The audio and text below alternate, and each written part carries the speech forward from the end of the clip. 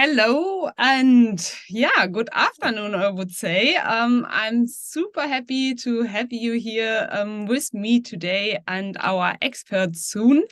In the last choice event of that year, I feel it's a little bit unbelievable. We are almost, having 2023 already ticked off. I'm sure you are right now super busy to have the end of the year rundown. So I'm excited to have you anyway here in our lunch break that we have typically in the choice events. And today take a little bit time to review what happened this year. So with the climate choice, we started this year with a slogan or claim, make it happen to decarbonize your supply chain, scope 3.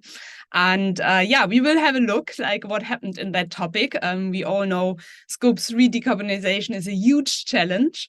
And for sure, we also take already a little bit the look into next year, what's coming up on the horizon.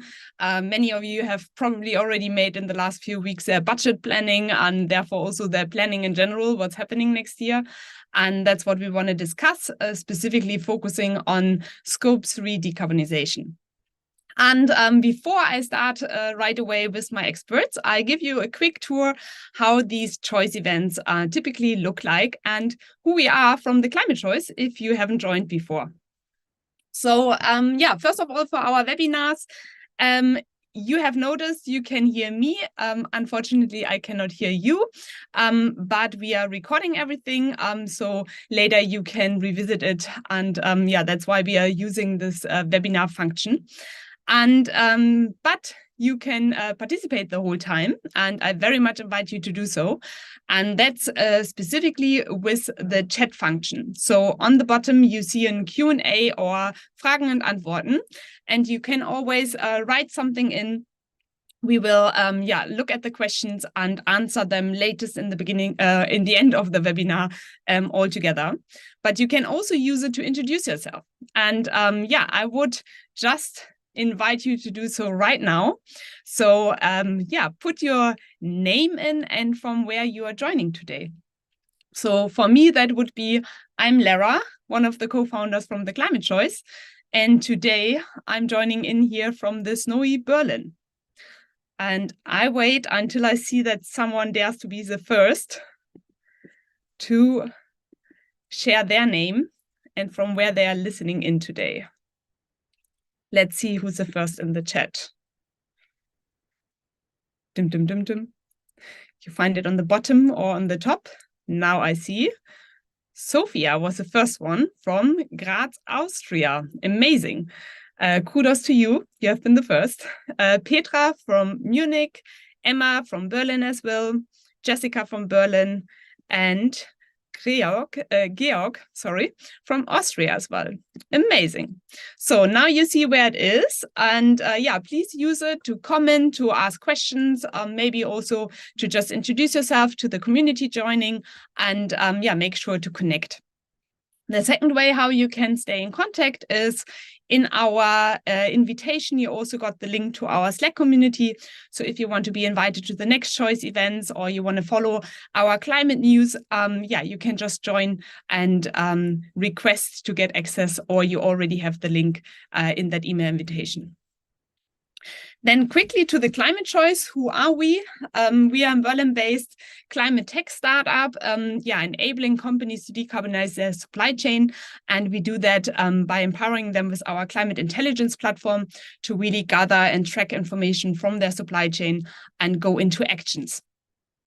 And with that, we go very much this year. We were excited to support companies very practically in that journey. And quickly want to share that we will start our next Scope 3 action group in March 2024. So if you want to be part of that, reach out, or you can be really quick and get a screenshot here. You find everything on the website.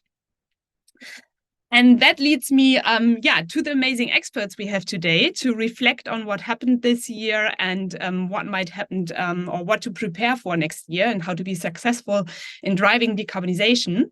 I have quite a powerful team with me, but I must say Kanish had to cancel last minute due to an personal accident or surprising emergency coming up. So without that, I would say I'm super happy to have Laura, Laure, Yasha, and Katrin on stage, and I would directly invite you to join the stage with me. Hello. That looks so much better, a full stage, not just me here. And I would stop sharing my slide. And yeah, first question in the round. How are you? From where do you join? And what's maybe your key topic you bring in today? Yasha, I see you first, but I maybe start reverse order. Katrin, you are first. Do you want to introduce quickly yourself? Yes, hello and good afternoon to you. Thank you so much for having me. I'm joining from the Netherlands, from Amsterdam, where I'm based, but I'm working for a global company called Trilux, producing energy efficient lighting solutions. And I would hand it over to Laure. From where are you joining today? What's your topic? So I'm joining from Mannheim today, where I live. And my topic in general is, so as you can see, I work at BearingPoint. We are partners of the climate choice and worked on the decarbonization playbook this year together. So if you have read it, then it's not a surprise that I will be focusing on suppliers engagement, but also work in general in sustainable procurement with focusing around processes, European compliant, and in general, helping buyers and suppliers reaching their targets. And I also bring the frequently asked questions and trends that I can get from different client discussions. I guess we very much look to the trends forward. And Laura, from where do you join? What's your topic? Yes, hi. I am Laura, Senior Project Manager at the Exponential Roadmap initiative, today joining from Stockholm, Sweden. And I bring the NGO/science-backed perspective into this webinar today. I think that's very, very much needed and helpful in that discussion. I wish we have much more of that perspective, actually. And yeah, Yasha is also on stage. Do you want to introduce yourself? Yes, hello everyone. I'm Yasha, one of the co-founders of Lara, and I'm also managing director at the Climate Choice.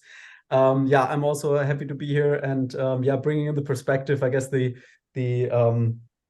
perspective of the the bird's eye perspective. So what we're seeing across industries in terms of data needs, in terms of engagement programs that companies run, and I personally work very closely with our clients on doing exactly that. So gathering data from suppliers, climate specific data, and working on supplier engagement, and really happy and looking forward to the discussion.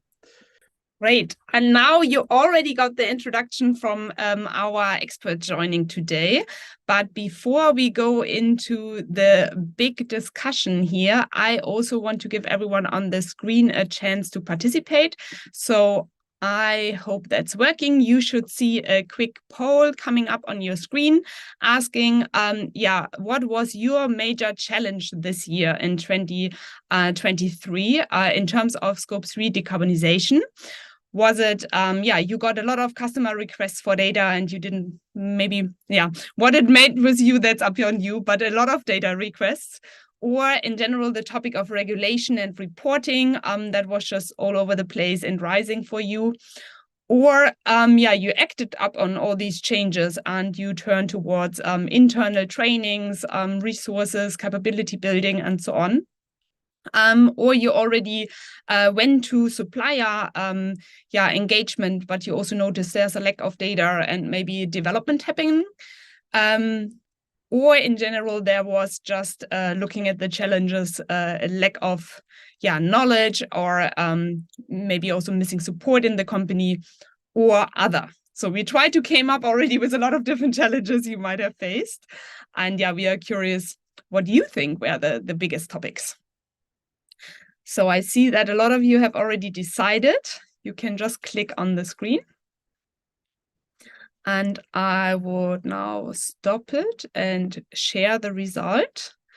So 46% of you said the biggest challenge was a lack of data and engaging suppliers for development and taking actions. And after that, I think 25% said customer requests for data. So both time data is the biggest challenge. And then I have a second question that I always struggle a little bit to get on stage. So I don't see it. Now it works. Does it? Perfect. 2 nodding heads. Okay, so how did you overcome that challenge?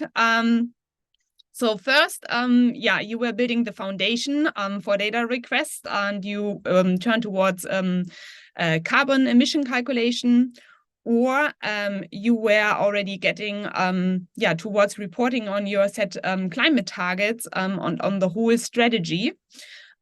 Or you look towards the supply chain, so not just gathering CO2 information, but really understanding the climate maturity of your suppliers. Or you went already into engaging suppliers into specific actions, so to reduce emissions. Or you looked into your own company and you internally built up a business case how you can actually drive decarbonization in supply chains. Or again, other. So I see you are very quick this time in answering. Seems to be maybe easier where the majority of people stand. And I find it already really interesting. And gonna share the results. So 54% turn towards CO2 calculation. So that's really the major first step. I think, I'm gonna ask later how that looks with the market. And then, maybe 50% also started gathering, or started to understand information from their suppliers specifically about their climate maturity. Great. I think that gives us a very good start into the conversation. Maybe a small tip, I think on your screen you have to cross out the survey so you don't see it anymore. And I feel that gives a very good introduction, and I would turn first to Laura. You have seen now what companies or maybe decision makers work on. So there was data requests, and that's the biggest challenge. And what they worked on is this CO2 calculation, which leads us towards how are we doing in terms of climate? Do we reach our climate targets? Is it enough what we do right now? Big questions up there. What are your thoughts about that? Yes, indeed. Very big questions and very timely as well, as COP is ongoing at this very moment as well. Answering to your question very straight, no. The answer is no. We are not on track. That can be understood from many different angles as well. If we take the Paris Agreement, the climate targets that we had, definitely not on track. When we take, for example, the International Energy Agency, right, where they had their assessment on the tracking for clean energy progress, and they assessed like over 50 different components of the energy system. Only 3 came out to be like the ones that were on track. And those were for electric vehicles, for solar PVs and lighting. All the rest were not fully on track. When you look at the UN as well, the UN keeps now lately, it's saying that, yes, we are bending a curve, but it's yet insufficient. So, overall, it's not very positive. It's not a very positive outlook, but for me personally, I take it something that was repeated over and over in the last IPCC report in the 6th assessment. And that was this phrasing of like, there is this rapidly closing window of opportunity. And that's a little bit where I focus my work on. And I think that we do that from the Exponential Roadmap initiative as a whole. And that is that we are not on track. And that is a fact. But that doesn't mean that we are not doing things. That doesn't mean that we are not turning towards the right direction. It doesn't mean that we're not taking steps. So that should not kind of like let us believe that we can or should give up. Not at all. If anything, what we can think is that every time it's clearer the goal that we need to work towards, So that gives us the margin of improvement, which is always something that we as humans, like, it's much easier for us to, follow a path when we have like step 1, 2, and 3. So that's a little bit what we're working towards, and always with a positive outlook, even though right now things are not very bright. We still believe that there is this opportunity. Science says that, so we just follow for that. I very much like that. I think that summarizes also what I do, like looking at that narrow picture. Maybe follow-up question, talking about that narrow closing window. How big is it? In which time frame? And maybe what is there to focus on, or what is the next step when you say 3 steps? Oh, Jesus, that's a very good question as well. Like, I am not sure, like, if I, for one, I could give like a very, like, clear timeline for that. Something that is clear is that from our perspective, we always talk about the halving emissions by 2030. So that is a timeline that is, so to say, it's here, it's around the corner.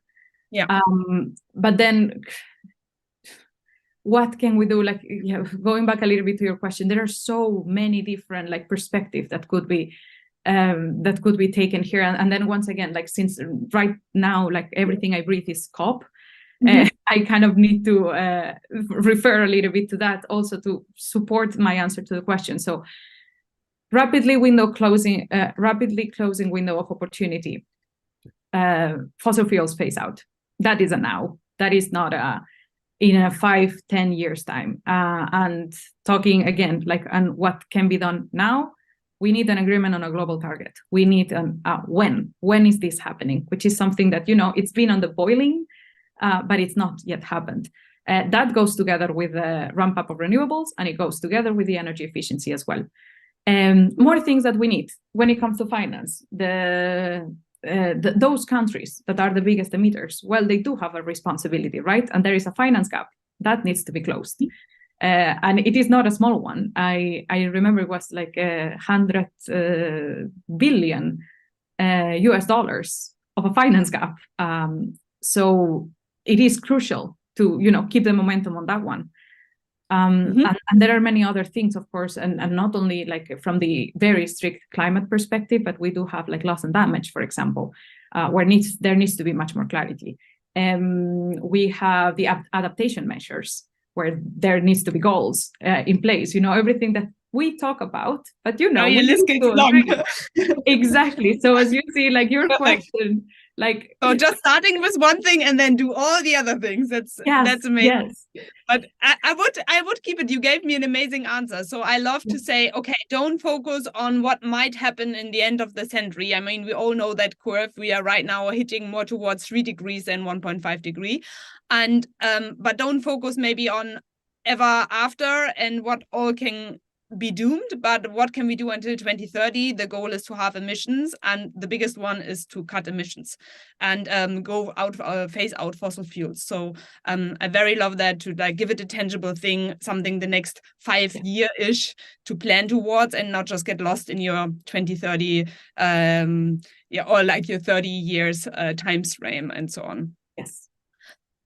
Great. With that, I would maybe hand over to Laure. So you are working on sustainable procurement, as you said, and with many different countries and companies. And what do you see? What are there? You already mentioned it. What are the big trends? What have we seen this year? Like, what happened in the market, in companies? How did the topic of decarbonization and supply chain went together? What are your insights on that? So what we can see is that in general, the procurement leaders did the first steps with direct procurement, decarbonization, PCF, and so on. And now they have capacity for both scaling up their decarbonization of priority suppliers on this area. And they are also ramping up on supplier development in general. Because of course they realized that I did the first steps on my side. I added some criteria in RFP and so on. But if I really I want to have traction to that, I need to develop my suppliers and not just push them. So the understanding that it's a double-sided conversation is now there. And the second big topic that is developing is indirect procurement as well, where there is sometimes a lot of scope 3 emissions that is hidden depending on the industry. So of course it's a bit more complicated because there is less transparency. There are many more suppliers in indirect. So this maturity we need to come. But I think in general, the basics are mostly there. But what we also see are two other trends. There is a lot of knowledge sharing, especially the leaders are actively sharing their knowledge with slower movers and with suppliers. So companies in general are now aligned that there is no competition in sustainability and decarbonization, which is really good and accelerating also the knowledge. I mean, also with some tools like the Exponential Roadmap, you can really, multiply the knowledge effect, and it's not seen as something that I have to keep for myself, because at the end of the day, we all live in the same world, right? So we all have the same targets. But one difficulty is also that there are a lot of new things that come and grow real quick in sustainability in general. Decarbonization is one aspect of that, but there's also a lot of new challenges and new things to learn and tackle, which are often, changing priorities and challenge roadmaps. So I think companies are trying to cope with all of these priorities. But I would say that decarbonization is in general, let's say, trending and a hotter topic. I know we wanted to talk about the drivers a little bit later and maybe some regulations, but yeah, just to summarize, basics are there. There is enough knowledge now to be shared between companies, suppliers, buyers, and so on. And now it's not, let's say, keeping the secret. It's really about helping everyone to accelerate further and further. Great. So when I sum it up, would it be like, okay, the biggest shift that happened this year, it's not longer looking at my own company or also my maybe 3, 4, or 5, even 10 top suppliers, but really rolling it out to your supply chain and like really thinking about where are the big hotspots, where can I reduce emissions, also in areas that I maybe didn't put my attention yet on. Yeah, exactly. I mean, with the rise of SBTi and CDP ratings and now the CSRD, I mean, the whole scope 1 and 2 is done. And then all companies had to face the fact that more than 75% up to sometimes 98% of their emission is scope 3. And then they were like, there is just so little I can do on my own emissions. So the next steps, the next, let's say, legitimate step is to get into suppliers. So it's also part of the raising maturity in terms of carbon footprint in general. It's like you start with yourself and then you realize how deeply dependent you are on others, and then you just get to that step by step. Yeah, totally love that. And I saw that Katrin is nodding quite a lot. And I just quickly add, I mean, like, yeah, we saw also from the audience, everyone said, okay, emission calculation is the first thing to do. And probably also then figuring out that most of the emissions come from the supply chain. And yeah, Katrin, how did you perceive the year? What was the biggest challenge? What was the things changing? And how are you dealing with it right now? Well, you started questioning, are we moving fast enough? And me personally, of course, say no, we are not, because, yeah, we want to be driven and we want to reach our goals. On a company perspective, I think we are not too bad on track. We also started to focus. So our climate strategy has been embedded in the entire sustainability strategy.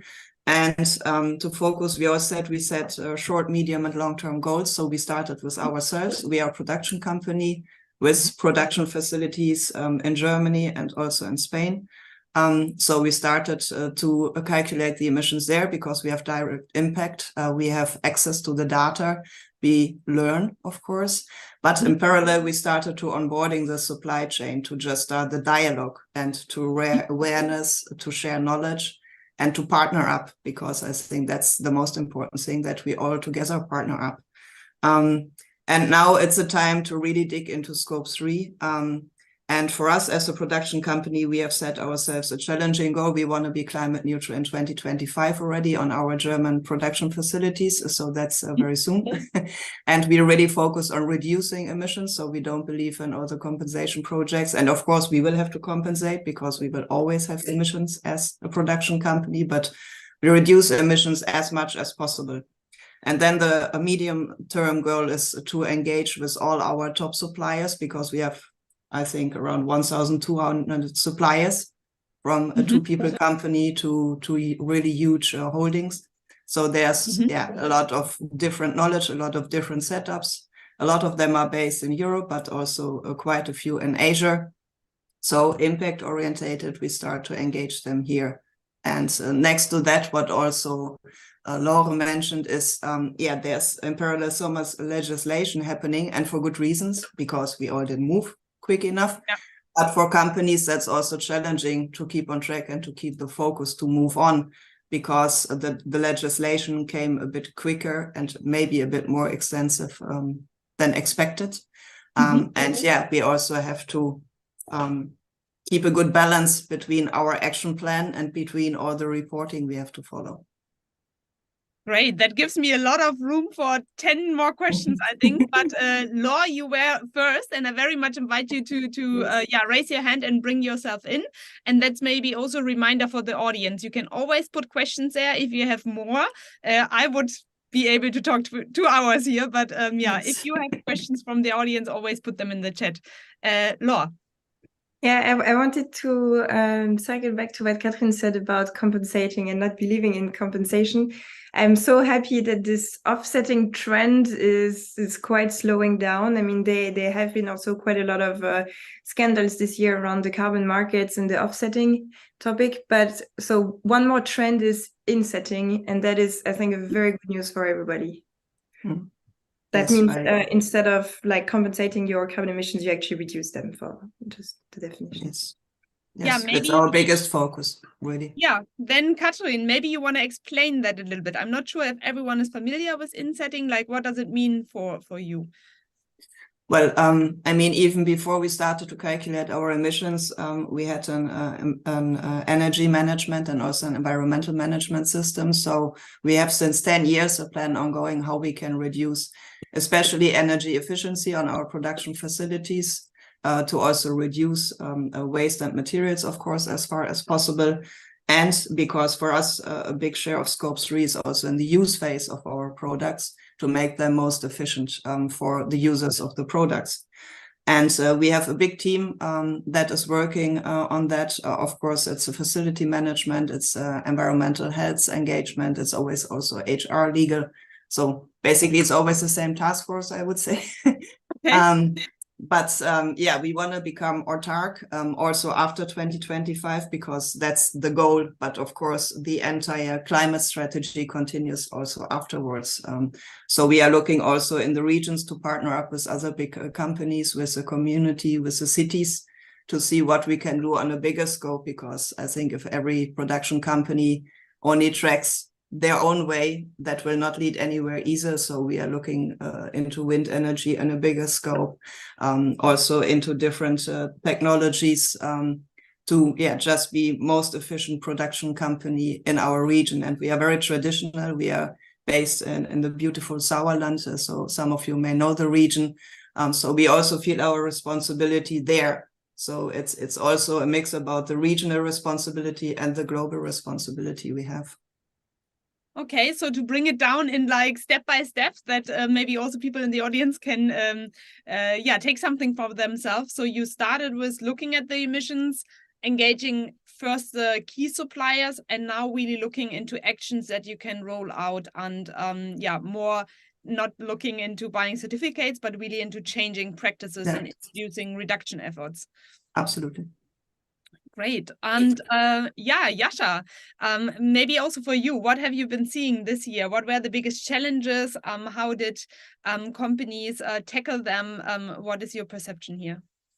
Sure. I mean, like from our end, most of the work that we're doing, I think, is basically helping companies to integrate climate as a decision metric in their organization and in their procurement processes. And I mean, like what we've seen and like the development that we've seen in the recent years, very positive, that a lot of companies are actually have started to work with their suppliers. They have an understanding of like especially the high impact suppliers and have started the conversations and projects. However, the biggest challenges that we're seeing, if you really want to integrate this as a continuous improvement process also in your procurement practices. So every year gathering data, every year having these conversations, every year having as mentioned, having this as a workflow and process integrated comes with a lot of challenges, because oftentimes projects are being set up very manually, very, very time intense. And one of our advisory board members, he told us, once he did that kind of like, gathering data from suppliers and starting to understand what they're doing, he took a deep breath and said, okay, now I have to start again. Right. And that was a kind of like a year-long project. And this is basically also where our role comes in, to kind of like finding the way of least resistance, both for the suppliers and for the buyers, to really have efficient processes set up that you really can track, thousands of suppliers year by year, have challenges around data quality, breaking or addressing those, and really really making climate relevant procurement decisions. I think that's where everybody wants to get to, but the challenge is really that it needs data, it needs processes, it needs integration into business decisions, and that's of course involves a lot of stakeholders as well as companies. So oftentimes we see very motivated climate and procurement teams that want to integrate this, but of course a lot of different stakeholders are involved in these processes, or in making these decisions and rolling this out, and this is still something where we see a lot of plans, and but also on the positive side, I think like this will happen a lot in 2024, that this will be more and more implemented. And one of the biggest things that we see with suppliers, I think this year, is this kind of like assessment fatigue, right? Like getting questionnaires that differ from company to company, and everybody needs different data, right? If you're in one industry, you might have material issues with maybe biodiversity as an example. In another industry, you have very specific social issues. We are focused solely on climate because that's the same kind of like across industries, and that's why we very much kind of like breaking down data silos there.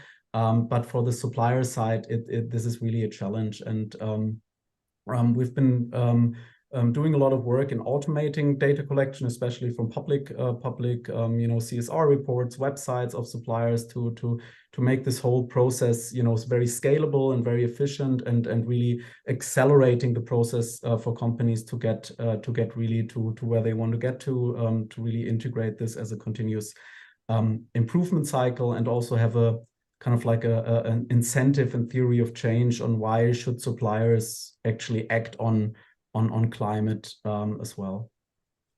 Cool. So what I hear out is basically maybe the challenge to bring also both sides together. So I think everyone before talked about it's an internal journey first in your company to understand I have a climate target and a responsibility. I have emissions. Where do they come from? And then it goes to the outside world, to the suppliers a lot when you look into the supply chain. But there's not yet a system where you find a good engagement strategy and maybe a communication rather than just a top-down data collection to really go into a continuous improvement circle when you bring emissions down, and where you understand suppliers as part of your journey.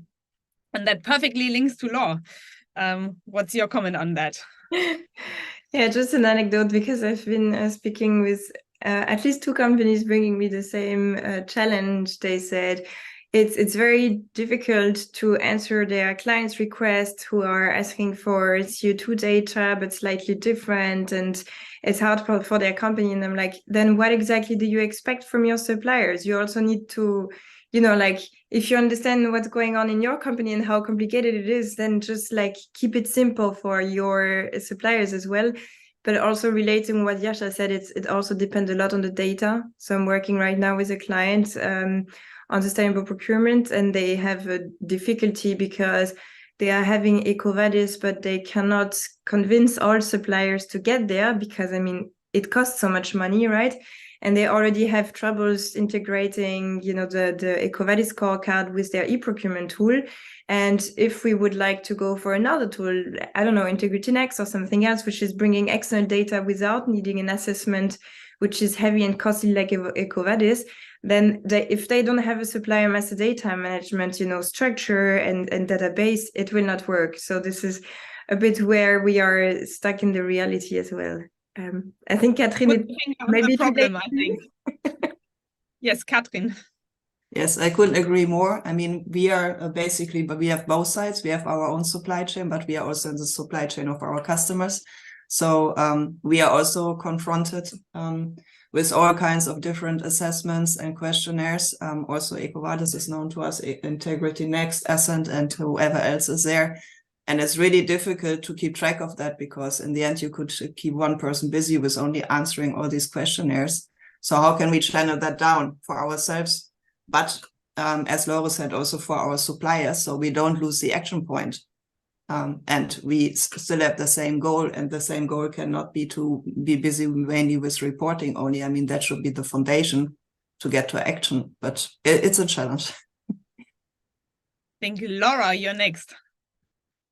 Yes, I mean, I can only resonate actually from when Yasha was talking as well. I wrote down like when you mentioned on fatigue and also like data quality, and then what Laura mentioned. And I just wanted to a little bit like chip in. I need to say that the perspective that I'm coming from is from working with the larger type of corporations. So that's important to be taken into consideration. But just something that I wanted to say here when it comes to the data quality is that we always try to advocate a little bit for pace over perfection. Meaning that just go, you will work on it, you will perfect it along the way, but start as it is now. And we do not focus as much when it comes to like the quality of the data, even though of course it's important. And then also to Katrin's point, something that you mentioned as well, that it just resonated so much. And that is like the amount of different assessment from companies. That whenever they start into this supplier engagement journey, right, and to start collecting data, I can go back to 2022. We started seeing like a lot of companies started sending like, very nice initiatives with very nice self-assessment for suppliers, but every single one of those, it was different to different levels, and it just took so much time. One way that we're trying to go around that is that we're trying to motivate to join local kind of scope 3 organizations that can support on standards.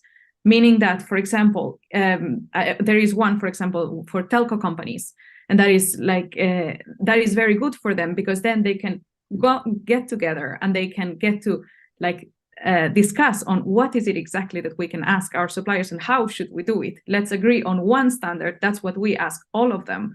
Let's not use different ones. So that's one thing that we're trying to push as hard as we can, but it's yet still a challenge, as it can be also heard from like every single person in this panel as well. Yasha. Yeah, I think like that's a very good point. I mean, like I think we have to say goodbye to the notion of there's one, like this one thing that solves everything for us. I think like that's a lot of I mean, and I can understand it, right, from a business perspective. I want to have like one thing that answers it all and provides me the perfect information and comes out of the box, and I don't have to do any thinking and so on.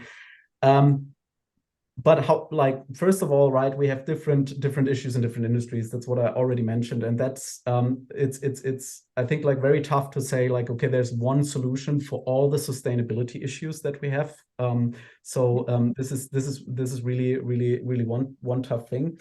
But at the same time, I think what is good, and I think like that the sustainability reporting, and especially on the European side, the ESRS standards have now at least provided guidance on information, what to of course what companies need to report on, but also what I can use actually to look at other companies. And I think this is a really good development, and we're seeing, okay, it's becoming more standardized, but a lot of companies are looking for like everything is, you know, like everything is checked, everything is ready, everything is done, and we're not there yet. And this is and then industry by industry, this is different. And I think, like Laura mentioned, really a very good point. There's a lot of industry initiatives that have started to standardize. Also, for example, chemical industry, the Together for Sustainability published their product carbon footprint guidance, for example. And I think that's where also companies should look at and very much engage. Okay, then I hear 2 points. So the one thing is we have all a data need, and that comes a lot from reporting pressure in the market, and from there it's given back or down to suppliers. And therefore we're using different tools, and it needs standardization and like guidance which data to pick, but it shouldn't have the belief in the minds of company that you can basically have one tool to have all your sustainability problems fixed. You will need to break it down to different steps and different maybe also solutions to get one step further. So that's a little bit what I hear out. So standardization, yes, but you cannot have one fits all tool to have everything in sustainability done, and then you have that topic solved for the next 30 years, but really learn like which kind of thing helps you locally and in your industry and for your status of the company. Laura. Yeah, sorry, just one more point. It's just getting very interesting. So Yasha, you mentioned as well, like on, you know, regulation on what to report. And I would like to add there, and how to report it, because that is a nightmare that we are struggling so much with. And that is like definitions, which, you know, nomenclature should be used. How should we really report on emissions? Are we going for intensity still? Or are we going absolute, just to give like the easiest of the examples, you know? So I think that point as well, it's very, very important, hopefully, you know, to take the next steps, but definitely needed. Yes, I mean, like if you look at the ESRS data points list, right, it's more than 200. Yeah. I mean, that's just climate, right? And I think that's underestimated often. Mm-hmm. Laura has her hand up. This thing, circling back to what you said a little bit before, Lara, because, you know, we say we need more than one tool, like there are things out there that need to be considered. And then when I have this discussion with my client is how to reposition and redefine the role of procurement. Are they the one chasing CSR group to join these kind of industries? Are they the one driving the initiatives? Are they the one following what is asked from them? So I think the whole, you know, beyond the activities that sustainability require and the knowledge, you also need to take into account the whole, how does the company and the team have to reorganize to take into account this extra task, this extra tool, this extra assessments to do, the risk management and so on, which is also something new that has to be taken into account into the daily workload, right? Yeah, that totally brings me, I think, to the new side of the discussion that I want to bring in, and then I hand over to Katrin. So I think we have a lot examined, I would say, what I call the review of last year. So what has happened is there's regulation coming up. Everyone starts looking now into their supply chain. Everyone has this data need. It's a challenge to communicate with your suppliers, to have that data, to know which one to collect, how to collect it, how to report it. And now let's look a little bit into how are we tackling that and how can we maybe solve it, or what makes us successful next year to get one step further. So I combine that question maybe to Katrin and to your hand raising up. Yes, perfectly combines. I mean, adding to what Laura said, it's also for us from a practical point of view, it's indeed how do we organize the departments? How do we make it part of the daily work? How can we semi-automate certain issues? Because also with us, a lot is still done manually, and that is not the future, because then we are not efficient enough to really move on. So that's one thing.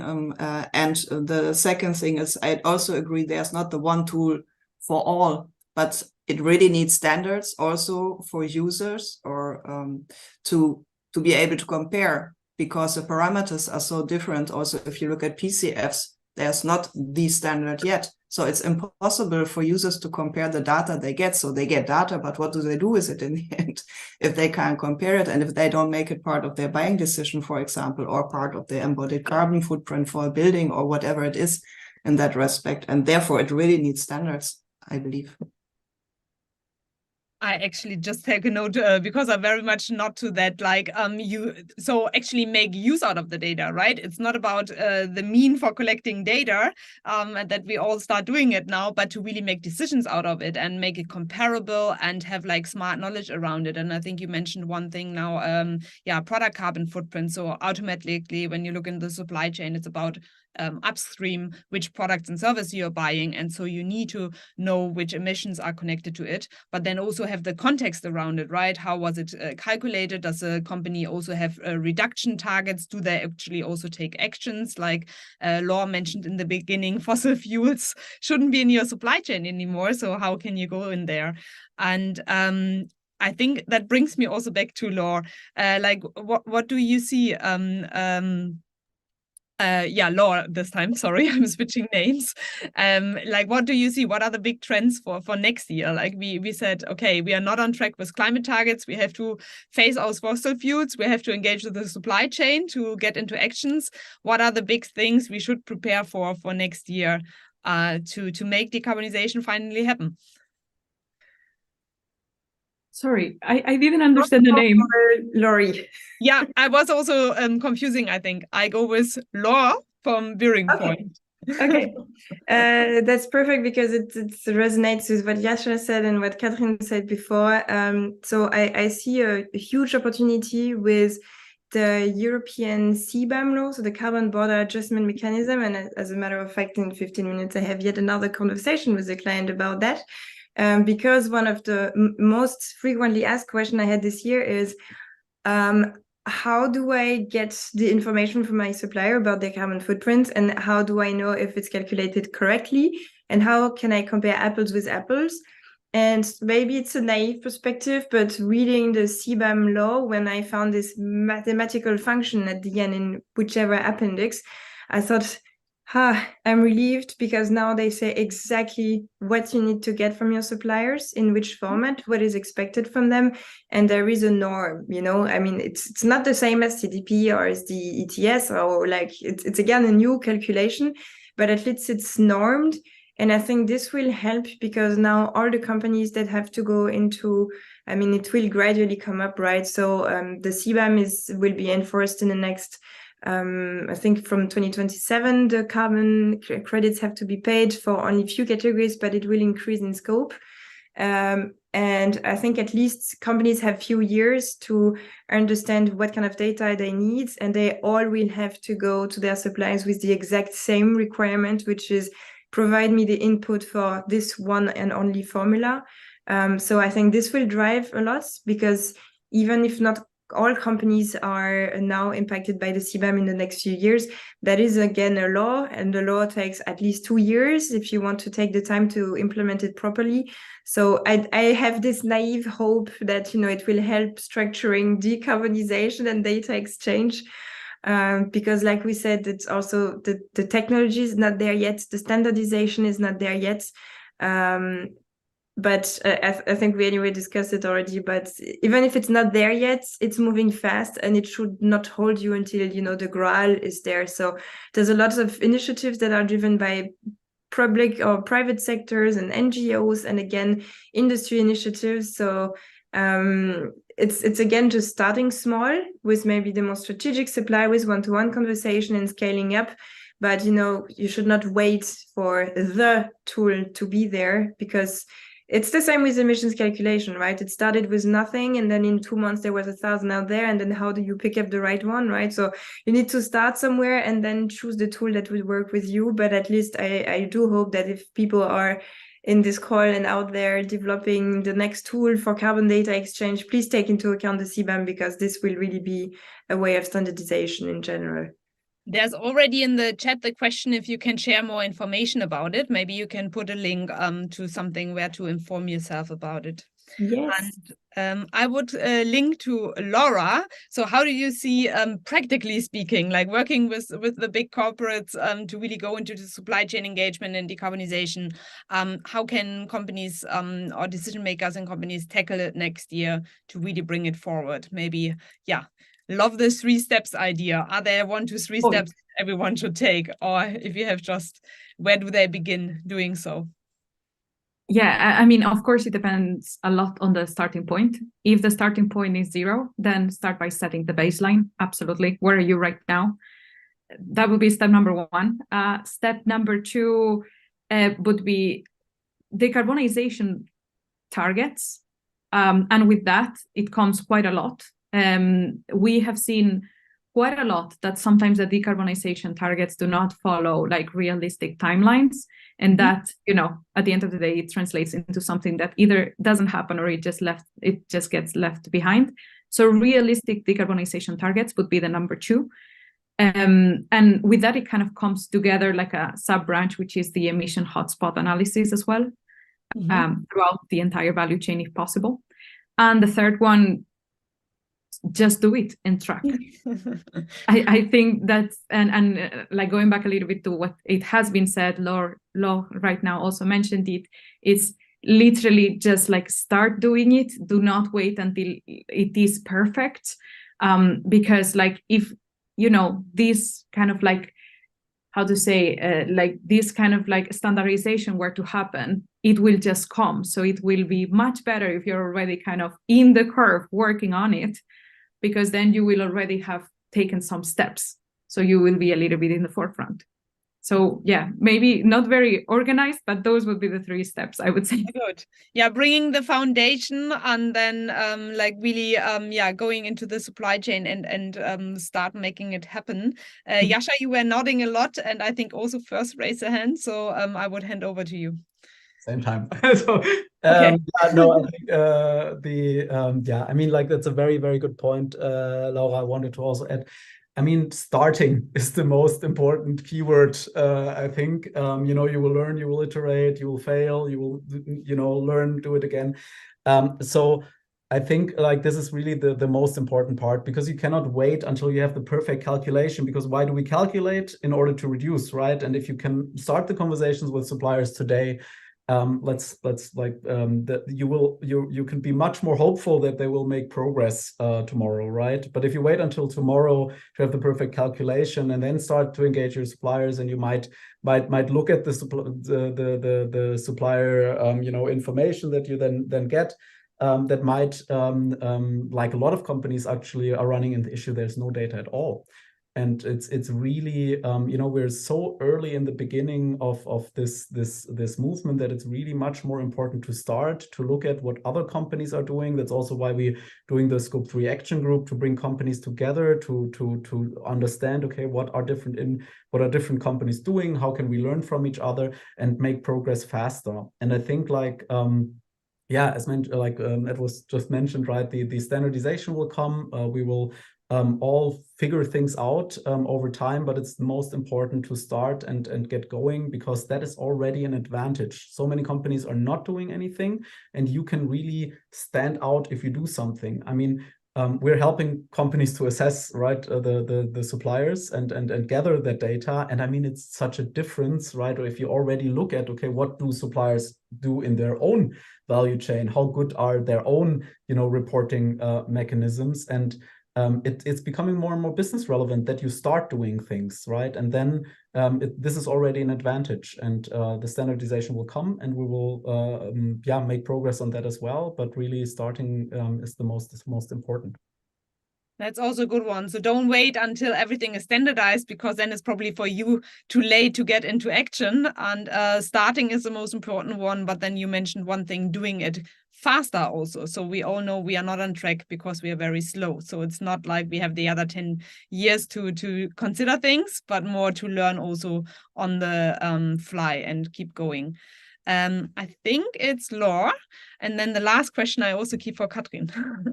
Yeah, just real quick, if I wanted to make a parallel with the German Supply Chain Act, that saw a lot of freak out in the market for companies that were not prepared, that did not have a supplier risk management process.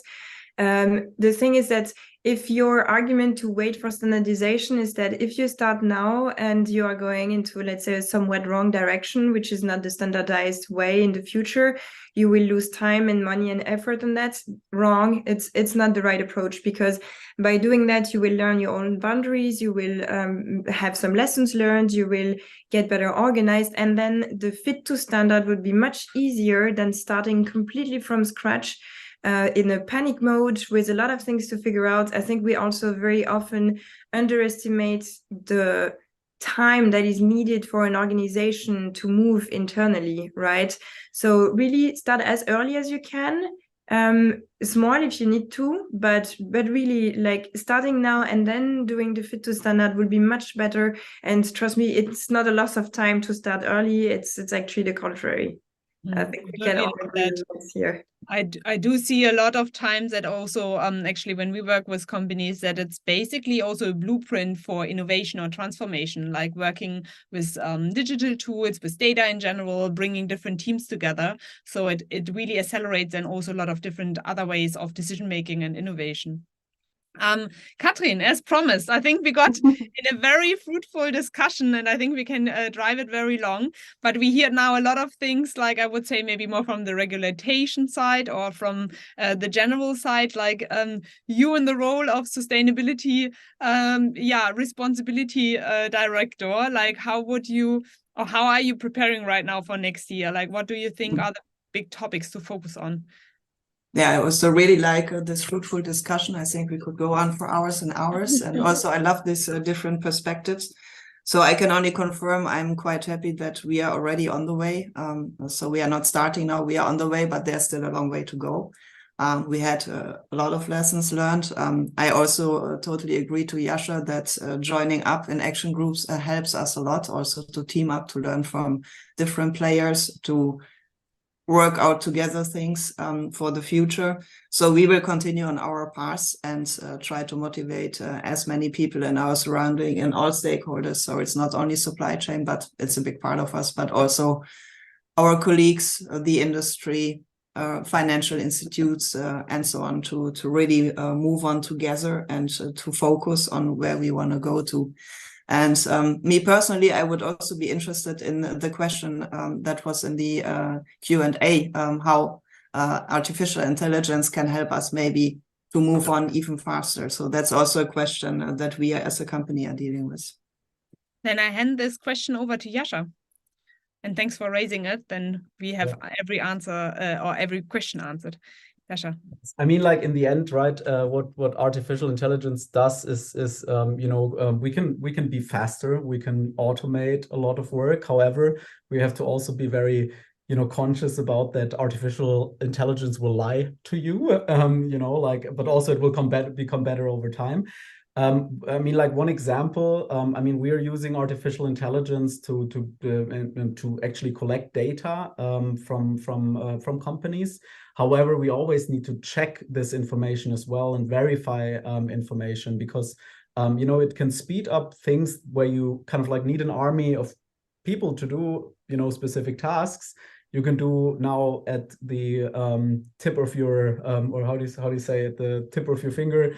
Have an artificial intelligence taking care of tasks and automating them. However, you always have to keep in mind that what data do I give to an artificial intelligence? For example, we only give data that is publicly available and only use that in that context, but it speeds up things. And I think like the role, there was a BCG study saying that it can artificial intelligence can really have an impact in emission reduction in different industries. And I think I have to quickly Google for the study, but I'm happy to share it in the chat. So to kind of like wrap it up, my answer, it can speed up things, it can accelerate things, and it will play a even bigger role around data collection, data analysis. But you always have to look at the analysis yourself, and you have to make sure things are also right and kind of like reflects the facts. Okay, so what I get out of it, it's maybe as general, like digital tools help you to get in speed and to learn and specifically like tackle this big data problem. But then also with all the tools, they're not doing the job for you. You have to get into action mode and really make decisions out of it and bring it into systems and learn from them.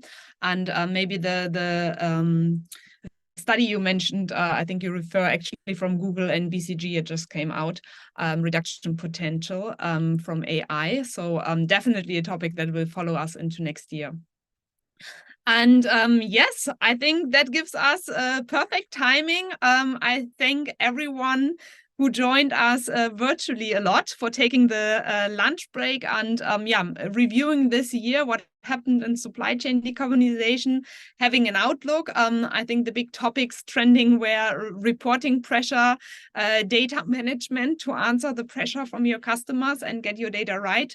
But then also internal and external communication, engaging your suppliers, really getting prepared, using digital tools to get into actions, but then also to connect with others, other companies, other stakeholders, and really learn how you can tackle that as a continuous journey that will not end, but then also to focus on 2030, the goal to have emissions, and the window of opportunity is still open. So let us all work towards that. And I very much thank all of my experts here today. So Laura, Laure, Katrin, Jascha, thanks for sharing your thoughts and insights from this year, and best of success for next year, I would say. Thank you so much for being here with me on stage. And everyone listening, that was our last choice event in that year. I think we counted that it were 19 this year. You have us back on, I think, the 18th of January. We also kick off the year with Scope 3 decarbonization, how to practically get into actions. Join us on that one. And otherwise, I wish you a nice end of the year, maybe snowy time. And best of health and success. And let's get into climate actions, I guess. Thank you very much, Lara, Jascha, everyone. Thank you so much. It was very Merry interesting Christmas to all of you. Bye. See you soon. Bye-bye. Bye.